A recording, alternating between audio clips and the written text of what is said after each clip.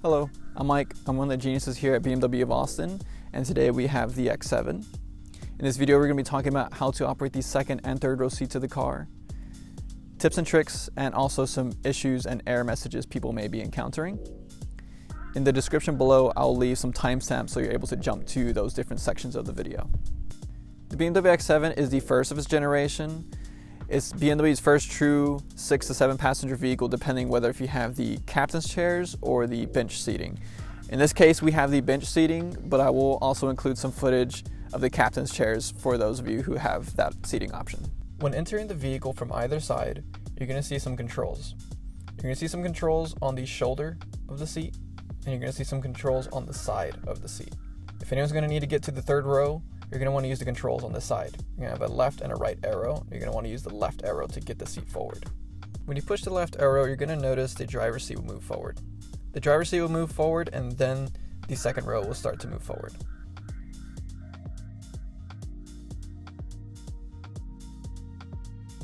Once it's all the way forward, once you press the right arrow, it will start its process to go back. You're going to hear the seat snap into place, and whenever it's finished, you will see the driver's seat move back as well. So now we have another control on the shoulder of the seat. This control is able to be pushed or pulled. Pulling it up will start the process to lay the seat flat. In this process, the driver's seat will scoot up as well.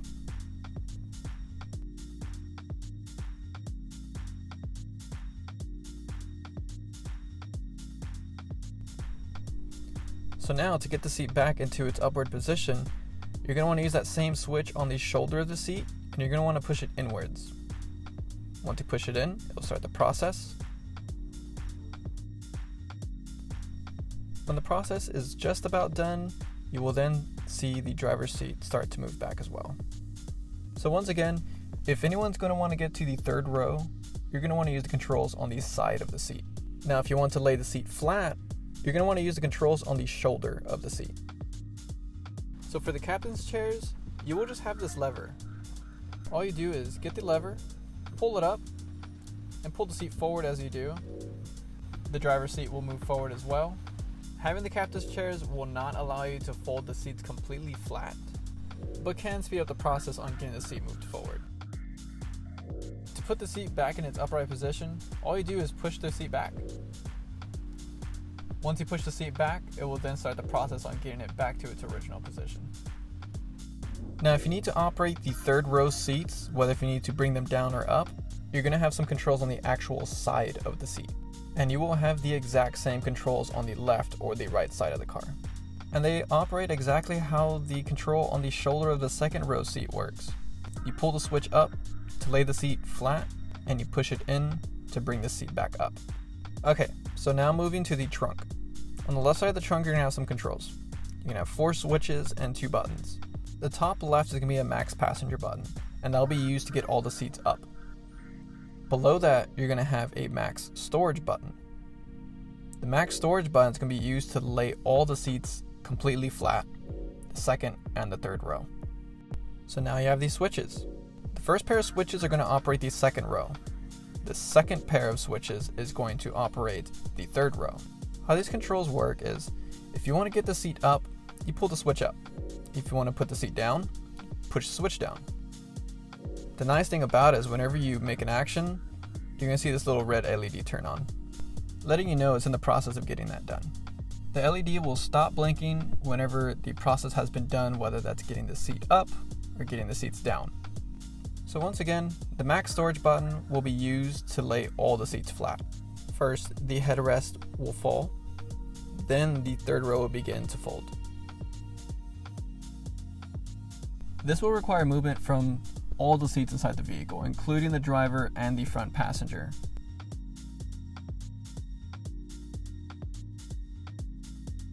Once the third row has folded, then the driver and the front passenger seat will then begin to move back.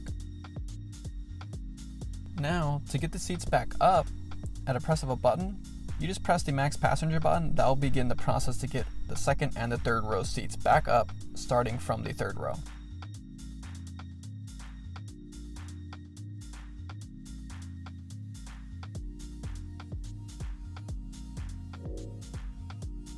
And to remember, you have these switches on the side to fold or pick up individual seats. To fold it down, you push it in. Push it in, headrest will fall, then we'll begin to fold. So the switches closest to you are going to operate the third row, and the switches further away from you are going to operate the second row. So we want to move that left one, so we're going to push the switch down. Remember the one that's further away from us?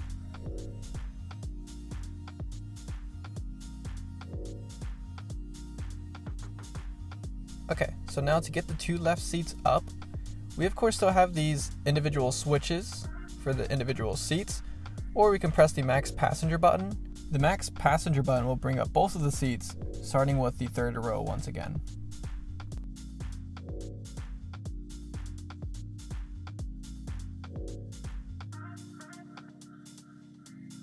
Okay, so the other reason why you're probably watching this video is because you're probably getting some error messages. I'm going to go over the two most common error messages we come across the most. And the first one is rear seat unlocked. So if the seat is stuck in this halfway position, you're going to make sure you just reset it. So we want to make sure it finishes what it started. So in this case, we're going to push the left arrow just to make sure it finishes that forward position. And then once it sets into the forward position, we're going to push the right arrow to make it sit all the way back and make sure the seat snaps into place. Now, if it's in this position and you're using the left and right arrows and nothing is happening, I would recommend getting in contact with your local service center. Now, another frequent message that we see is the rear seat setting limited. And in a situation like this, the passenger in the second row is trying to adjust their seat, whether if that's forward, back, or trying to recline the seat, and nothing is happening. This, thankfully, is actually an easy fix. It's actually a press of a button. On the driver door panel, you're going to have the window lock button, and that's actually a very powerful button. With that turned on, that will limit the second row seat adjustment. So if that's on, you turn it off. Whenever you turn it off, the passengers in the second row will be able to adjust their seat again. So that window lock button will segue us into our tips and tricks, because like I said, it is a powerful button. The second row passengers have a lot of power. Power of moving their seats, windows, and sunshades, and the second moonroof that's sitting above the third row seats. Now let's say if you have kids in the back, you don't want them moving sunshades, you don't want them moving their seats or playing around with the windows, you just press that window lock button and it will turn off everything back there. For the second trick, on the driver's door panel, you have this rear seat switch that will operate the second row of seats. This will be able to move and lift the second row seats forward or back. Now let's say you have a car seat in one of these seats. For this situation, let's say we have a car seat in the far right seat. You don't want to move both of the seats at the same time forward, because then it's going to move the car seat up. So let's say you just want to move and lift the left seat when using the rear seat switch on the driver door panel. So for that, we want to be in your main menu. We want to jump into your settings, so we'll go to car. Then we'll head right into settings. And we're going to scroll till we see seat comfort. Then we'll have an option for second row of seats.